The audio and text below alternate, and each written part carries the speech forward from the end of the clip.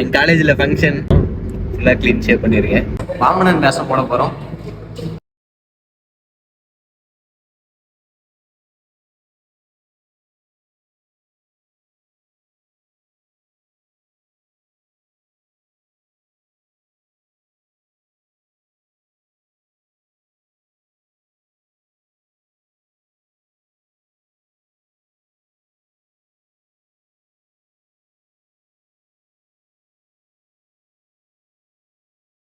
இந்த மேக்கப் வந்து 2 மணி நேரமா போட்டுருக்காங்க. ஃபினிஷிங் பாயிண்ட் எப்படி இருக்குன்னு பார்க்கலாம்.